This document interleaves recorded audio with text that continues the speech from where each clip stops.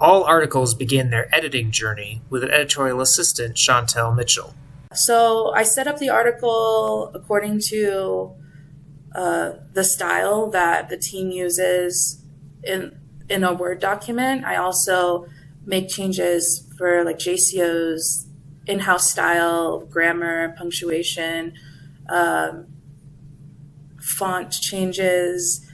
If I see anything in a case's timeline that's missing, or details about aligners, for example, I ask the authors for those things and add them in. I double check all references. A lot of times there are some missing references or repeat references is one I see a lot, when references are repeated or listed twice, or there's no call out for a reference in the article, but it's in the reference list at the end.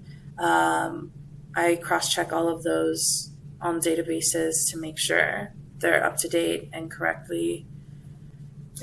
Yeah, exactly. Up to date and accurate.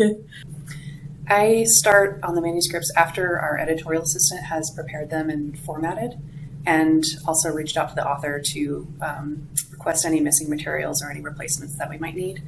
And at that point, then I work with our editor-in-chief, Dr. Kravitz, with what he has in mind for the manuscript and what he thinks we might want to delete or what we should focus on or clarify. Sometimes the papers need a little bit of focus, and that's something that I always take a lot of pride in with my papers. And that's where the paper can get changed. It really is. That's the stage where it's hard for the writers or the authors of the manuscript, because they're excited that the paper's been approved, but now we have to get it publication ready. And sometimes we have to make changes. Sometimes we have to reduce the length, or again, as I said before, maybe remove a case report. Then I go through and I do some editing and sometimes some cutting, reorganizing, and I also will write or rewrite the captions according to our formula. We have our specific way that we do the figures, and I'll also indicate which images need to go with each of those captions. I'll also indicate where I have a question about something, if I think something's missing or needs to be clarified, or if we want to add a timeline point or something like that. And I do all of that in preparation for David, our executive editor, to do the final editing pass, and he does the final reorganization and rewriting and getting it to our publication standard. But I try to do as much as I can before that to get it to him so that it's in good shape for him to edit. I'm checking the work that everybody's done up to that point, and I think my main role is to put the article into JCO style, which I've been doing for 40-some years. So I know the style.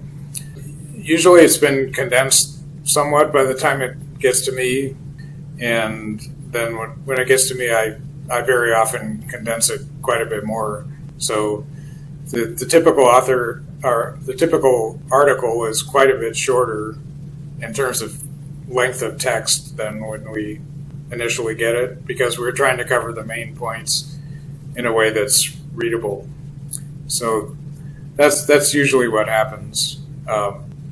It's not that we're changing the sense of the article, but I usually, more than cutting, I'm more condensing into a readable style.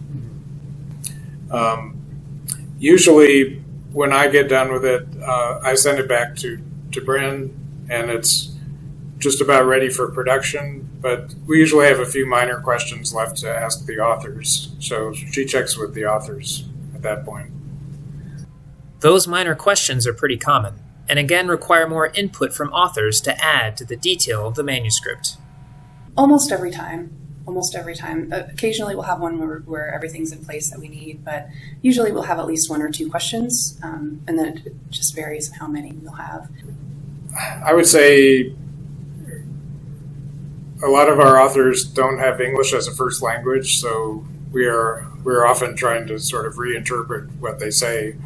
But that's not a huge problem, because usually we can tell what they're trying to get across. Sometimes we have to ask them to clarify something. I would say the biggest problem is a lack of detail in terms of case reports.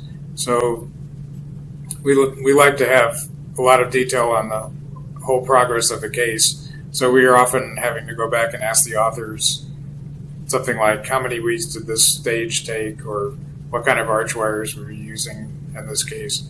So that's probably the most common issue that we run into.